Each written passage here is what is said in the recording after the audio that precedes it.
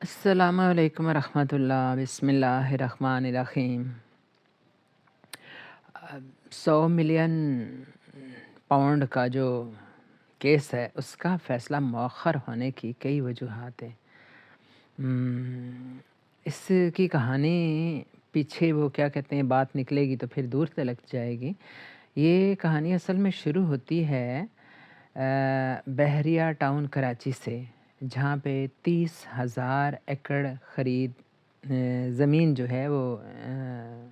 یہ ٹائکون جس کو کہتے ہیں ملک ریاض صاحب نے خریدی، اور اس میں کہا یہ جاتا ہے کہ سہولت کاری انہوں نے کی زرداری صاحب نے، اور زرداری صاحب کو بھی اس میں بڑا حصہ ملا۔ بڑی خبریں آتی رہی ہیں اس وقت، یہ بڑی یہ کہتے ہیں جنوبی ایشیا کا بڑے ترین جو سب سے بڑے پروجیکٹ ہوتے ہیں زمین کے، اس میں سے ہے یہ جو ہاؤسنگ سوسائٹی انہوں نے وہاں بنانے کا ارادہ کیا۔ تو اس میں کہتے ہیں کہ بہت ساری گوٹھیں آ گئیں، بہت سارے جو کچی آبادیوں والے جو علاقے تھے وہ آ گئے، انہوں نے بیچاروں کو کچھ نہیں ملا، تو انہوں نے بے شمار احتجاج کیے، بڑے مار دھاڑ ہوئی، سب کچھ ہوا، لیکن کچھ نہیں ان بیچاروں کا ہو سکا۔ کیوں؟ اس لیے کہتے ہیں کہ جو ملک ریاض صاحب ہیں ان کے بارے میں لوگ سرگوشیاں کرتے بھی رہتے ہیں کہ کیا وجہ ہے کہ فوج کو نہیں بخشتے، نواز کو نہیں بخشتے، زرداری کے پیچھے پڑے رہتے ہیں لوگ، لیکن اس کا نام تک نہیں لیا جاتا ٹی وی کے اوپر۔ ٹائکون کیوں کہتے ہیں؟ تو وجہ کہتے ہیں یہی ہے کہ یہ جو صاحب ہیں ملک ریاض صاحب، یہ لوگوں کو ذاتی فائدے دیتے ہیں، اور ان کے یعنی ایک تو صحافیوں کو، سیاستدانوں کو، جرنیلوں کو، بڑے بڑے آفیسرز کو، جہاں جہاں بھی ہوتا ہے ان کو ذاتی فائدے بڑے بڑے بلک میں زمین دیتے ہیں، پیسے کی شکل میں گاڑی دیتے ہیں۔ میر شکیل الرحمان کو گاڑی دیے رکھی انہوں نے، لال مسجد کے اس بڑے کچھ گاڑی دیے رکھی۔ تو یہ کہا جاتا ہے کہ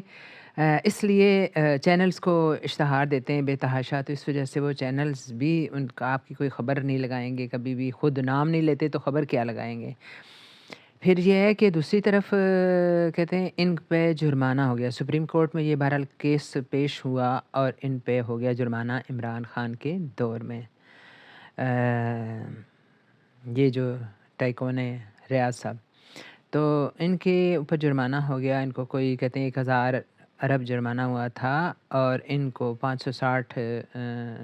کوئی 460 تک ارب تک یہ جرمانہ آ کے ٹھہرا، مقرر ہوا۔ انہوں نے کہا جی اتنا زیادہ میں ادا نہیں کر سکتا، میں قسطوں میں ادا کروں گا۔ بہرحال یوں کچھ ادا کیا انہوں نے، اور کچھ کافی سارا رہ گیا تھا کہ اس دوران یہ تشریف لے گئے وہاں۔ اچھا، اس دوران کہتے ہیں کہ القادر سے اس کو جوڑتے ہیں۔ القادر کے بارے میں جب کافی لوگوں کو میں نے پڑھا سنا تو وہ کہتے ہیں کہ القادر جو ہے وہ عمران خان کی جو حکومت ہے اس سے بھی پہلے اس کی زمین وغیرہ دی تھی واقعی ملک ریاض نے، اور وہ دیتا رہتا ہے لوگوں کو، فلاحی کام کے نام پہ دیتا ہے، اور اپنی ایک اچھی گڈ ول بنانے کے لیے دیتا ہے۔ تو بہرحال اس نے دے دی تھی، واللہ عالم اللہ تعالیٰ اس کی نیتوں کو دیکھے کہ اس طرح کے فلاحی کاموں کے لیے وہ کافی کچھ کرتا رہتا ہے، یتیم خانے وغیرہ کھولے ہوئے ہیں انسان۔ تو بہرحال اس نے وہ زمین دے دی تھی، اس کا افتتاح ہو گیا تھا مئی 2019 میں، اور اس کے 7 مہینے بعد یہ کیس شروع ہے لنڈن والا۔ یہ گیا ہے ملک ریاض وہاں برطانیہ میں، اس نے حسن نواز سے خریدی زمین نہیں خریدی، گھر خریدا، نواز شریف کے جو بیٹے ہیں حسن نواز، ان سے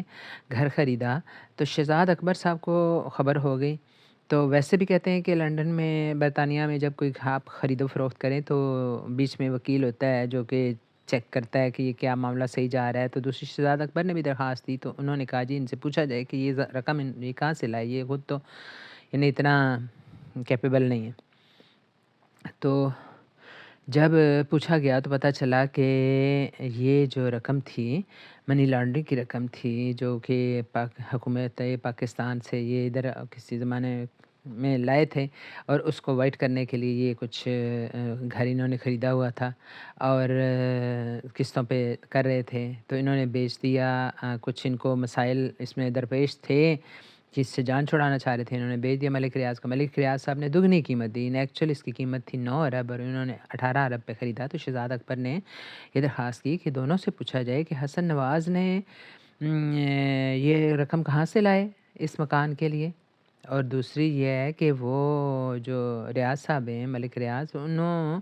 نے کیوں دگنی قیمت پہ خریدی۔ تو جب یہ کام دیکھا گیا، جب این سی اے جو نیشنل کرائم ایجنسی ہے اس نے جب جانچ پڑتال کی، تو انہیں پتہ چلا کہ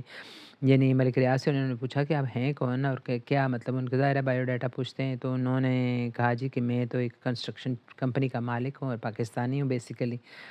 تو یہاں گھر خریدنا چاہتا ہوں۔ تو بہرحال انہوں نے کہا، جو وہ تو خبر ہوتی ہے وہاں ان کو، آج کل تو نیٹ کا زمانہ ہے، تو انہوں نے کہا کہ تم وہی ہو جس کے اوپر 460 ارب کا جرمانہ ہے، تو انہوں نے کہا جی میں وہی ہوں۔ تو انہوں نے کہا کہ تم تو بیٹھو آرام سے نا، تو یہ انہوں نے ڈیل کینسل کر دی، اور انہوں نے یہ جو انہوں نے دیے تھے 18 ارب ان کو، تو وہ فریز کر دیا 18 ارب ڈالر۔ تو یہ ہے جی کہ اس کے بعد یہ کوئی ان کے درمیان آؤٹ آف جو عدالت کورٹ معاہدہ ہوا، این سی اے ایجنسی اور ان کا کوئی خفیہ معاہدہ ہوا، انہوں نے کہا اس کو خفیہ رکھنا۔ اب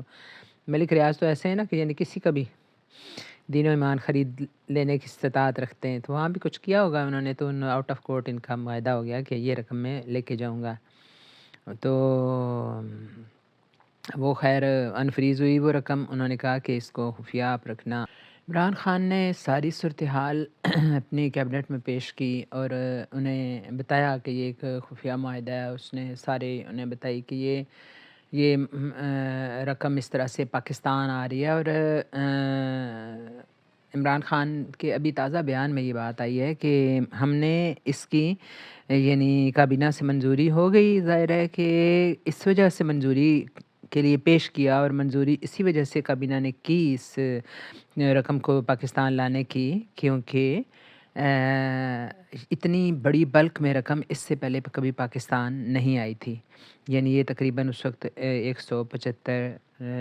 ڈالر 175 ملین پاؤنڈ ہو چکی تھی رقم۔ تو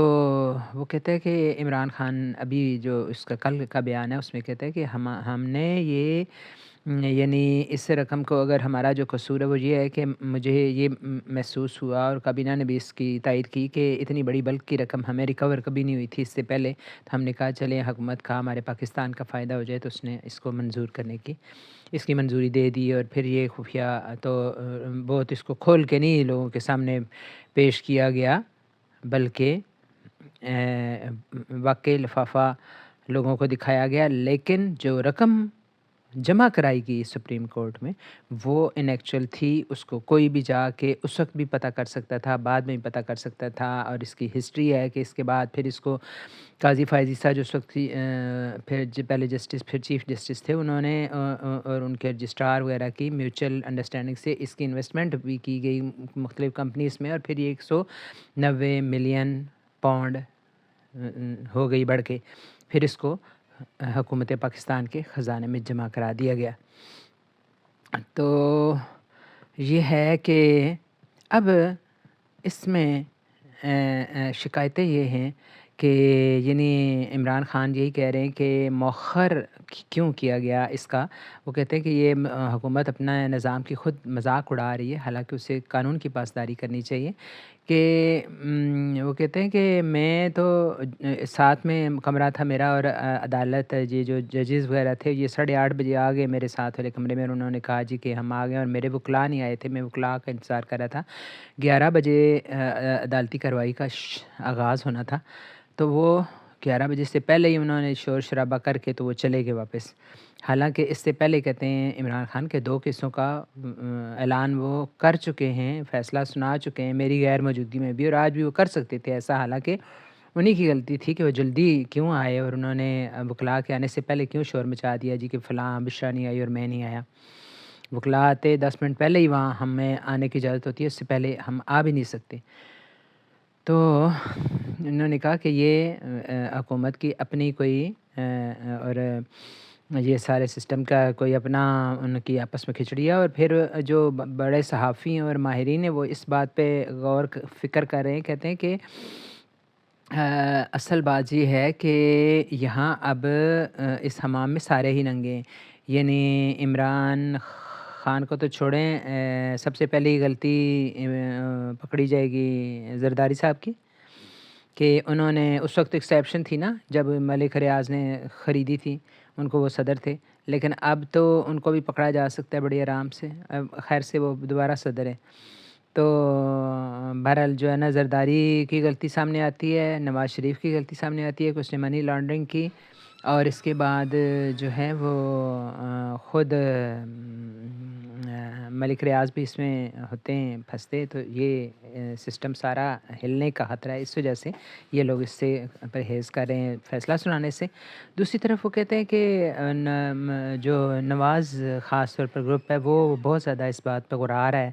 اندر ہی اندر کہتے ہیں کہ وہ دھمکیاں دے رہا ہے، کچھ ان کو اشارے دے رہا ہے اسٹیبلشمنٹ کو کہ انہوں نے اگر نرمی دکھائی عمران خان کے حق میں تو وہ جو ہے ان کو ایکسپوز کر دیں گے، یعنی اسٹیبلشمنٹ میں ہی نے رجیم عمران خان کی حکومت کی تبدیل کرنے کے لیے گھیر گھار کے سارے قومی اسمبلی وغیرہ کو عدم اعتماد کی ووٹ دینے پہ ایک طرح سے آمادہ کیا یا مجبور کیا، تو وہ اس چیز کو ایکسپوز کر دیں گے۔ تو یہ ہے کہ اچھی بات ہے کہ سب کچھ ایکسپوز ہو، اصل حقیقت سامنے آئے، تو کچھ شاید کوئی نیا پاکستان کا خواب ہم بھی اپنی عمروں میں دیکھ سکیں، واللہ عالم۔